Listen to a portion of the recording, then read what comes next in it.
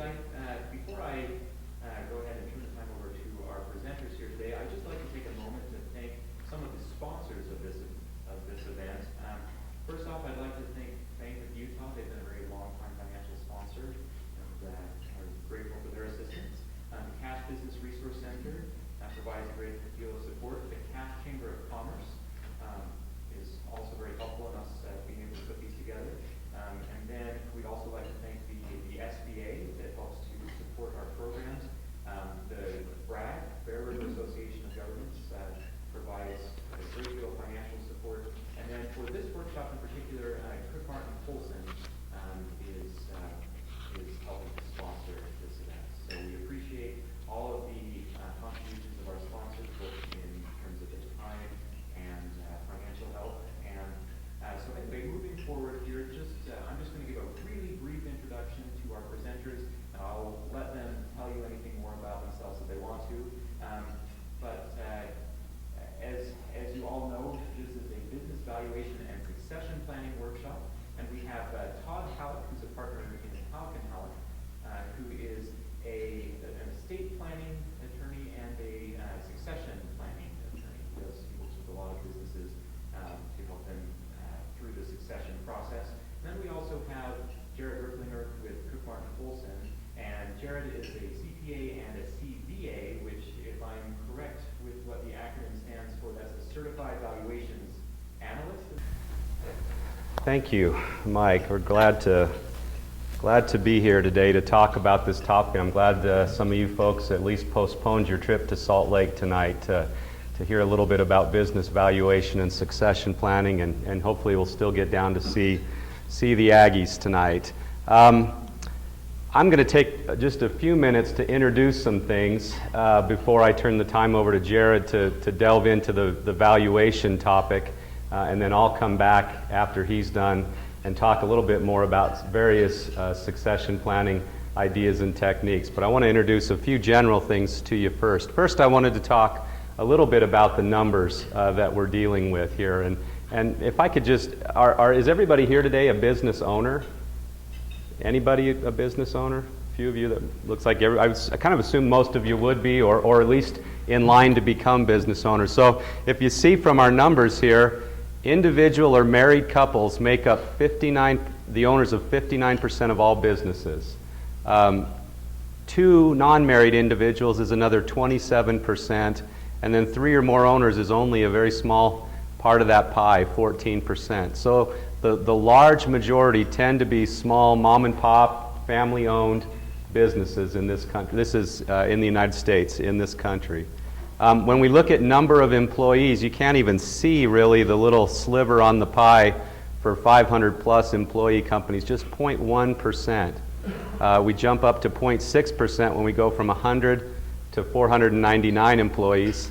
10 to 99 gives us 10.9%. Our biggest slice is going to be here. 2 to 9 employees is going to give us 59.3%, and then 1 employee, a sole proprietorship, 29.1% of our businesses in the United States. So again, that gives you a sense of really what we all, I think, know, and that is that small businesses, family-run businesses, are the predominant player in that are driving the economic engine in this country. But unfortunately, here's some bad numbers. A little more than 30% of family businesses survive into the second generation. By the third generation, only 12% of those businesses will still be viable, and this shrinks to 3% for the fourth generation and beyond. So the odds are stacked against you from the beginning. But my belief is, and what we're here to talk a little bit about today, is that planning can help, and it can help a great deal. I love what Coach John Wooden said, failure to prepare is preparing to fail. And I have found that as my business clients will engage in this planning, and engage in it from the very beginning.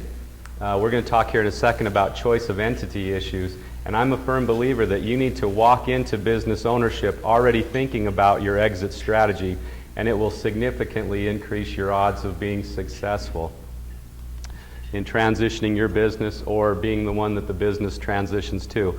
So before we dive into the topic of succession planning and turning some time over to Jared, I want to talk about choosing the right entity, because hopefully all of you that are business owners have spent some time already deciding what kind of entity you will be. And what I mean by that is we can do business in various forms, and there's different consequences to choosing each form. The most common and the easiest, I guess, would be the sole proprietorship. I saw, a sole proprietorship, to explain first, is basically one person just goes out and starts doing business. They don't have to file anything with the state of Utah. They don't file any special tax returns. All the profits and losses just flow through on their individual tax return. They have unlimited liability for the debts and obligations of the company. If something happens, they're going to be responsible. I saw a cartoon once that in a seminar I went to, that the presenter was talking about sole proprietorships, and it had a picture of God up in heaven, and he's rolling out snakes going, "These sure are easy." And that's what he equated sole proprietorships to. You really don't have to do anything, but there's a lot of problems in terms of things that can bite you when you're doing business as a sole proprietorship. Another kind of business, general partnership. This is just two or more people going out doing business for profit. Again, you don't need to file anything special with the state of Utah. If Jared and I go out and start doing business together and trying to make money, chances are we're going to be a partnership. There's going to be a different kind of tax filing. An accountant like Jared is going to prepare a K-1 that we're going to each get for the profits and losses, but those are all going to flow through on our personal income tax return. The big scare here, of course, is that you have unlimited liability for the debts and obligations of the company. So if you're a general partner and your partner goes out and decides he's going to spend $100,000 on a new piece of equipment that you didn't approve, I got to remember that there's a microphone and a camera, so I apologize. He goes out and spends $100,000 on a piece of equipment you didn't approve. You're going to be on the hook for that just as much as he is, and all of your assets, your house, everything else are going to be on the hook. And so it's a real scary form of doing business, and one that there's really no good reason anymore for doing business in either of these two forms, but they do tend to still be the most common. The next one I want to talk about, and it really is just one, is corporation. I'll ask people, well, what form is your business? And they'll say, I'm a C Corp or an S Corp. And for my purposes as an attorney in setting up the entity, a corporation is a corporation. We file the articles with the state of Utah, we get the name, we prepare bylaws, those sorts of things, and there's no distinction between C and S. C and S is what the accountants do after I form the corporation. They make a determination as to how the corporation is going to be taxed. C corporation, the taxes are paid at the entity level. Very basically, S corporation, the taxes pass through to the individual level. S corporations have some restrictions that can make them difficult, or not necessarily difficult, but not everybody can qualify to elect S corporation treatment. But that's another form of business. Doing business, it provides for that limited liability protection. So if your co-owner goes out and buys that piece of equipment like we talked about, you're not going to be on the hook unless you've personally guaranteed the obligation. Limited partnership, this is one we used to see quite a bit more and occasionally still see. It tends to be more of an estate planning tool than a real business form that we see done very often anymore. This is where you're going to have a general partner that's likely going to be a corporation, and then several limited partners, and you're wanting to try to get that limited liability that we get with the corporation, but allowing yourself to be taxed as a partnership. And the limited partners they have limited liability. They don't have that unlimited partner, and that's why we would normally do it as a corporation. It has unlimited exposure for the obligations of the company. Really not a lot of great reasons to do limited partnerships anymore, because now we can do limited liability companies.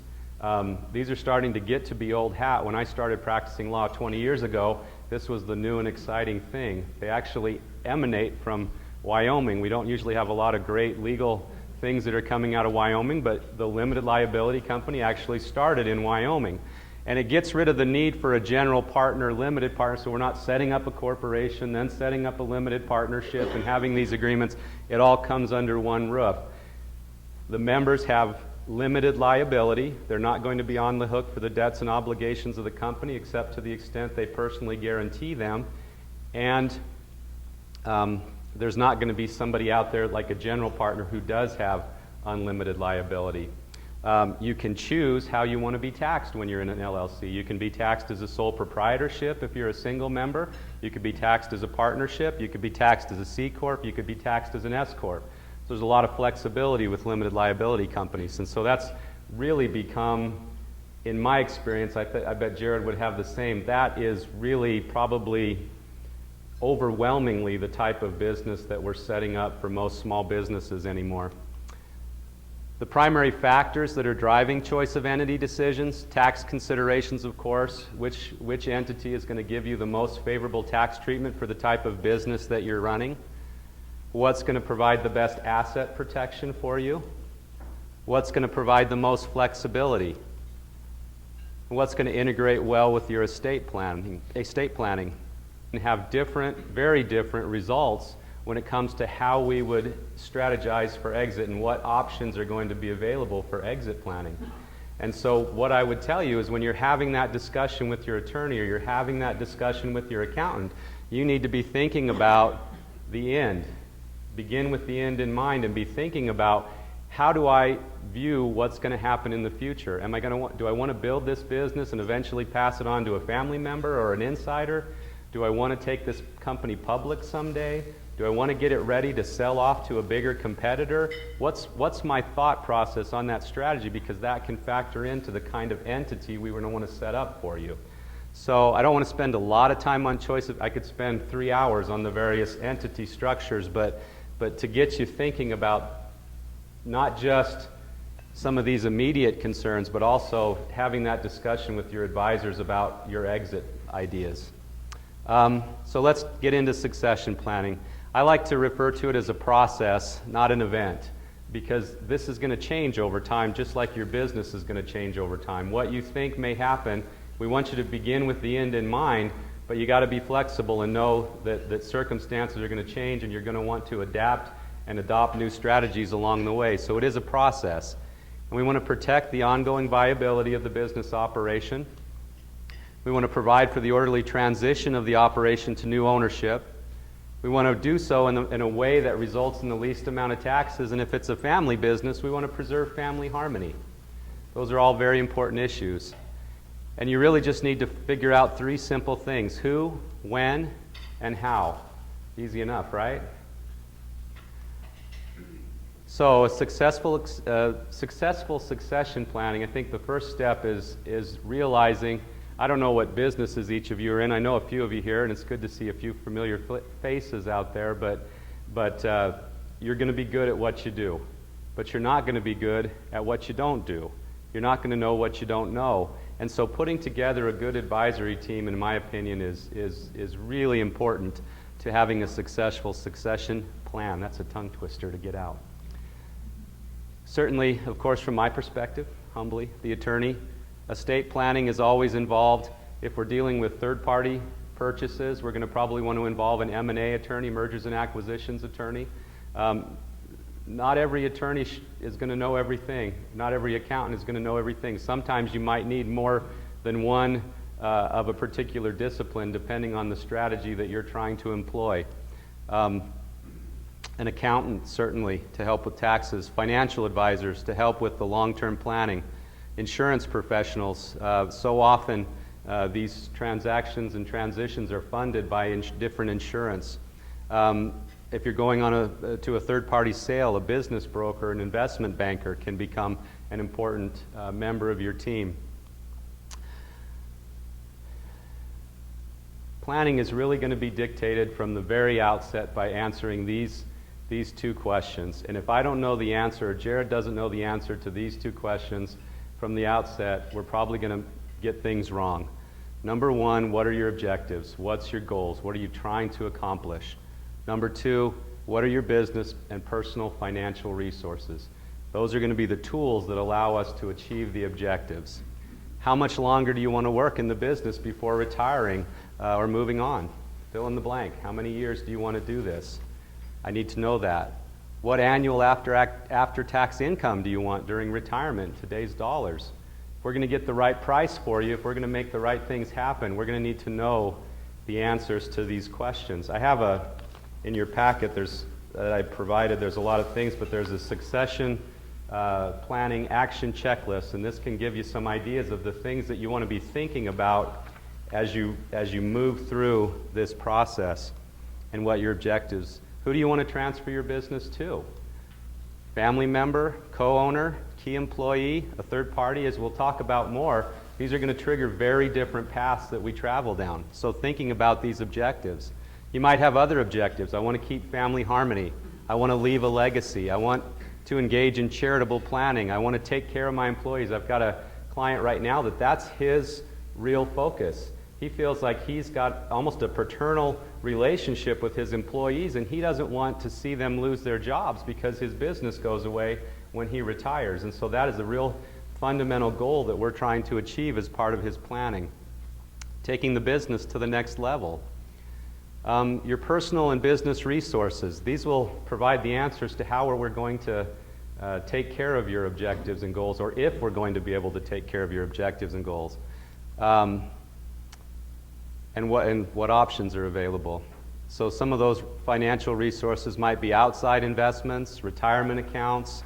My experience with most smaller business owners is that they push their money right back into the business, and they seriously are underfunded on their retirement accounts. If I can leave one thing with you today, make sure you're funding those retirement accounts, because that liquidity will give us a strong resource to help us with some of the planning, especially if you're looking to transfer to an insider, a key employee, or a family member. What's the true cash flow of your business? This is another resource. If you're like me and most owners, of course you have your traditional cash flow calculations that you do, but generally there's some excess compensation coming out. Maybe you're paying yourself more rent than you might pay in the market. Maybe there's excess shareholder distributions that are taking place that wouldn't normally take place. What are owner perks that you're getting? You know, are you going to San Diego every year for your family vacation and calling it a shareholder meeting? What are some of those things that we can kind of factor back in to tell us what's the true cash that we're working with in making that transition? And now I'm going to turn some time over to Jared on what the business is worth. I mean, that's going to generally require evaluation, but it's really a reality check. If you tell me that you need to get $1 million out of your business, but the thing's only worth $500,000, we've got some work to do. We need to get things, have you have a reality check about what that's really worth and what we can do. And so I'm going to turn the time over now to Jared to talk a little more deeply about business valuation. I think that was a good foundation for what I'm going to be talking about. With a lot of assets that we deal with, when we want to know the value of them, we get an appraisal. That works really well for tangible assets, for equipment, buildings, things like that. But for the intangible assets, a business valuation or some sort of evaluation needs to be done. And that's the purpose of evaluation, determining the value of a business or an intangible asset, a patent, a trademark. It's a non-cash donation. You have to have an appraisal or a business valuation. And so those are the most common ones, but also certain types of retirement plans. If the retirement plan holds your company's stock or your ownership in your company, that needs to be valued annually. And so a valuation has to be done. And that might be one of the considerations as you're setting up a particular type of retirement plan. What's the cost going to be for maintaining this retirement plan? If it has company stock in it, there's going to be some cost involved in having that valued annually. And then there's some other miscellaneous other tax or financial statement reasons for having a business valuation. The most common of these would be calculation of the built-in gain. So if an existing business that's not an S corporation decides to become an S corporation, If it was already a corporation, Todd talked a little bit about the tax consequences. Well, they're taxed differently, and so there's this built-in gain that we have to track even once it becomes an S corporation. We have to keep track of that for at least 10 years. So the other purposes are primarily transaction support, merger and acquisition work, financing, making sure we have sufficient insurance for our businesses. Oftentimes this is an overlooked area, and business owners that don't really know what the value of their business is don't really have any way of determining if they have sufficient insurance. They don't know if their succession plan or their estate plan is going to work without knowing what the value of the business is. And of course, buy-sell agreements. And hopefully, those of you who have a business with other partners, you have some sort of a buy-sell agreement in place. And that protects you when certain triggering events happen, such as one of the partners wants to retire, or if there's a death or divorce, or any other change of ownership.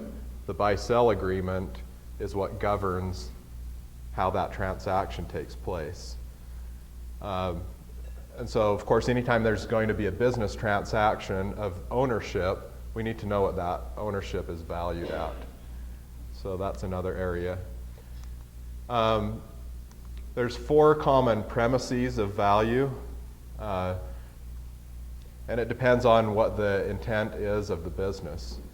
If we look at book value, it's kind of more similar to a liquidation type value. Versus a going concern, that's a business that, as far as we can tell, is going to continue on as is into the foreseeable future. And then, of course, replacement value, which, and for replacement value, that might also be valuing an intangible asset or a patent that's been infringed, determining what those damages were. So the common approaches that we consider in doing a business valuation, there's one more. First of all, we look at the asset approach. This kind of gives us a floor of what the business might be worth. So if we were to completely liquidate the business, how much could we get out of it? And if there's not any good planning that goes into a succession plan, usually that's the value you'll get out of the business. And it's kind of the rock bottom. The income approach is what's used for most ongoing businesses. We take some factor of net income or income before taxes and depreciation and analyze that and determine a value of the business based on the cash flows or the income or the revenues. Then there's the market approach, and this works really well for large, closely held companies because it's a lot easier to get comparable market data. The smaller the company, the less relevant a market approach is, but there are a lot of databases that are available that track a lot of private party transactions and financial statements and other data that can be used. So the income approach for most ongoing businesses is going to be the most relevant. But when we do a valuation report, we have to consider all of the different valuation approaches and determine what's most appropriate and why, what's not appropriate, what we don't even consider and why we don't consider it. I love this quote here. It says, "Operate your business today as if you are positioning to sell in the near future." Have any of you read the book, The E-Myth by Michael Gerber? Okay. That's an excellent book, and I'd recommend that to any of you. But a lot of what he's talking about in the book is set up the business with the end in mind. Have the vision of what the business is going to do, what it's going to look like, and that's how we set it up. In succession planning, it's the same way. How do we plan to get out of the business? What's our exit strategy? And how do we set that up now to get us in the best position when it comes time to exit the business? So there's a lot of factors that when we do a business valuation that we look at, and they're very case-by-case specific. So of course, any kind of internal policies, restrictions, and other regulatory requirements that we have. Is there a strategic plan? Does the company have a definitive direction that it's going, or is it just haphazardly going about just trying to survive from day to day? Financial statements, especially in the case of the clients of mine that I've had get acquired by public companies. The public companies always are looking for an audited financial statement or reviewed or a compiled financial statement. They want some sort of third-party financial statement prepared for that business. And that's what they rely on, not something that the client just prints out of their QuickBooks and hands to the acquiring company. Does the company have proper internal controls? Internal controls can be anywhere from segregation of duties, a different person reconciling the books from the person who's receiving the cash, making the deposits in the bank. Do we have proper safeguards on the assets of the company? If it's a technology-related company, do we have a secure room where the server is located that's going to protect it from environmental hazards or from theft or intellectual property hazards?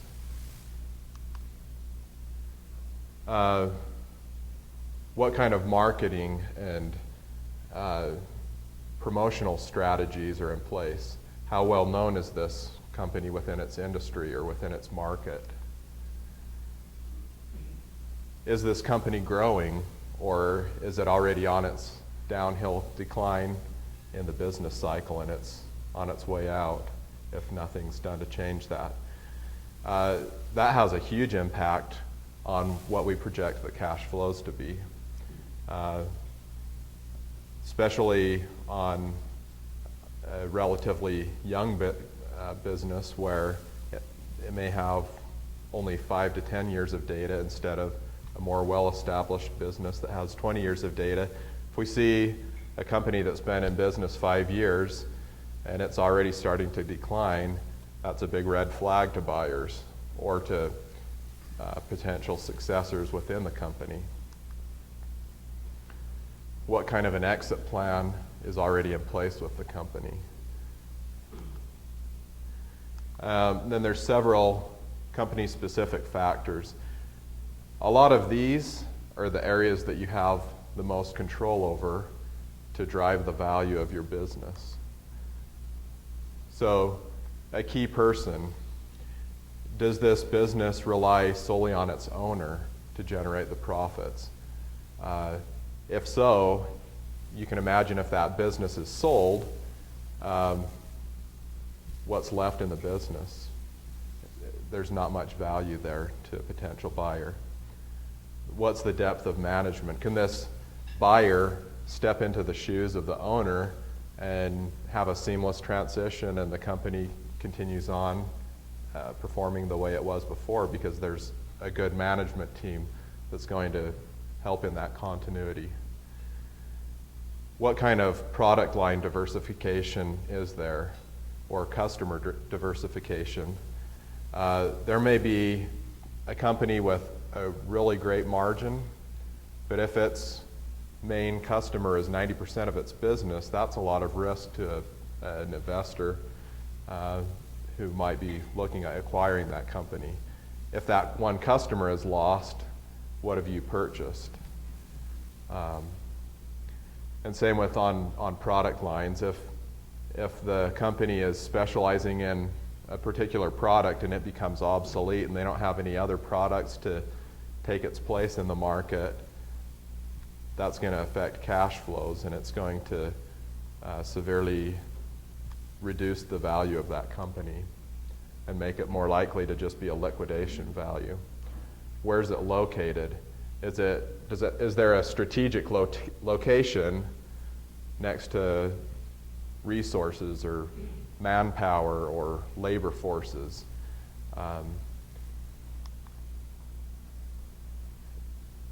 Stability of revenues is a huge thing. Some companies we see, and they have great income one year, the next year barely anything, maybe even a little bit of a loss, and it just really fluctuates from year to year, and so there's not any real stable cash flow that we can have a certain valuation off of. So that will diminish the value of a company. And of course, the margins are very important as well. And part of what we do as analysts is we compare the subject company to its peer group. As I mentioned before, there are a lot of databases with tens of thousands, even hundreds of thousands of companies and transactions that we can compare a subject company to this group of its industry and see where it falls out. One of the companies that I recently did a valuation on, they ended up in the 70th percentile in their industry. And so that's very favorable for that company.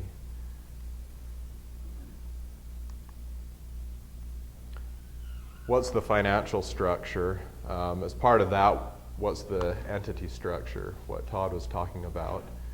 The entity structure is going to have a lot of influence on what kind of transactions we might engage in for making that transition of ownership.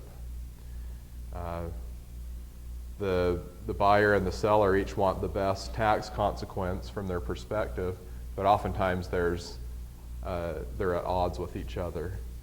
What's best for one is worst for the other, and vice versa. Startup company.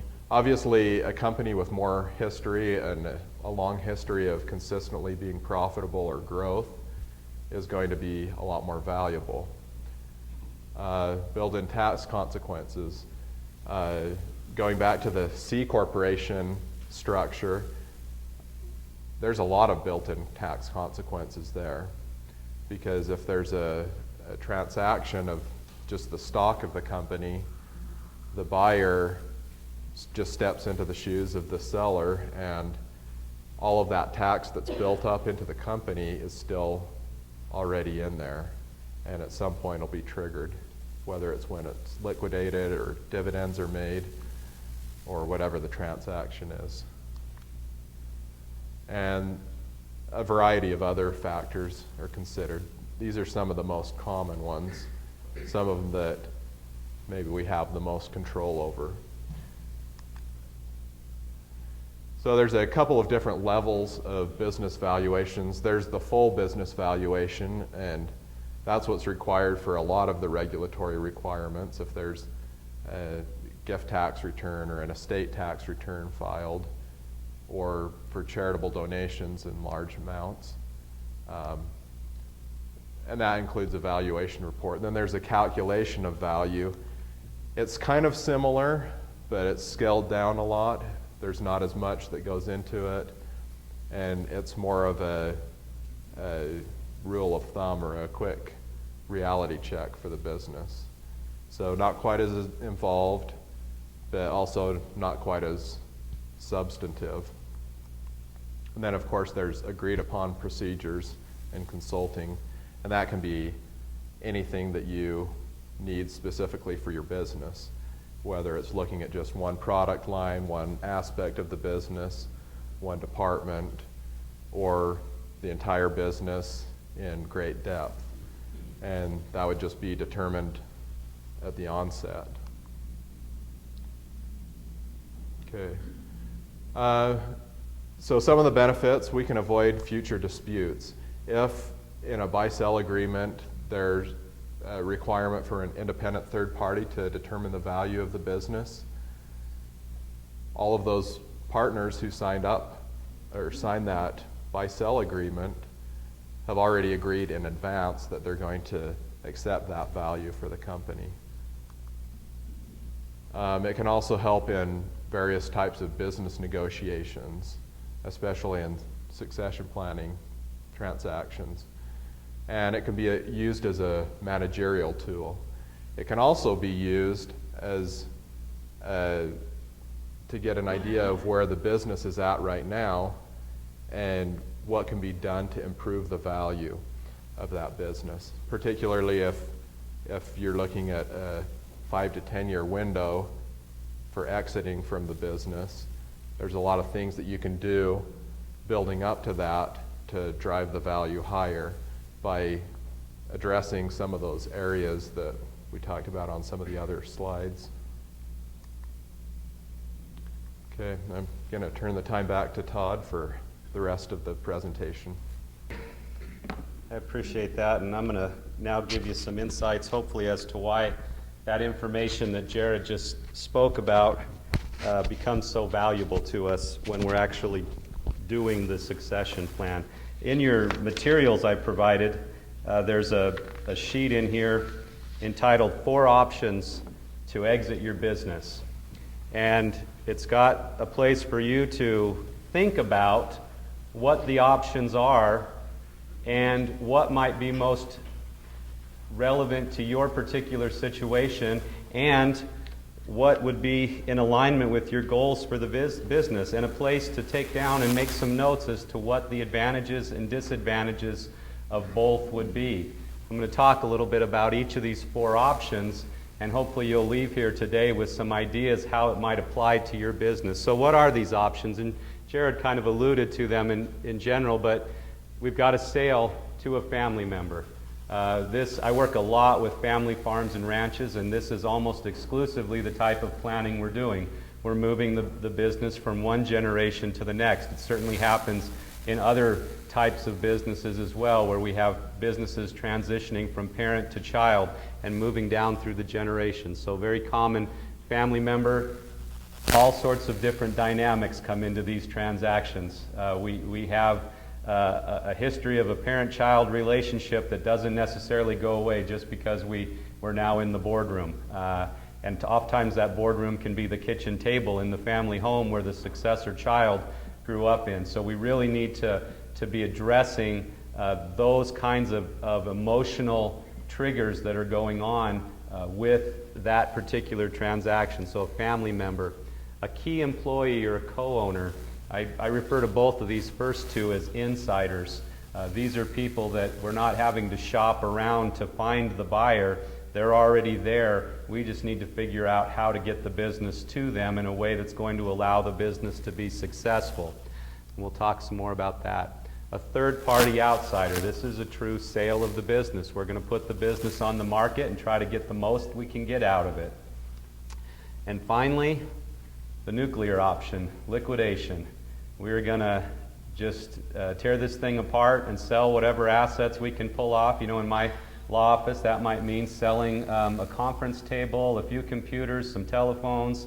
You can imagine we're not going to get too much out of that. And that's the case with a lot of businesses. The liquidation option really is the worst. And generally, it's actually worse than just that, because my experience is that it tends to be the worst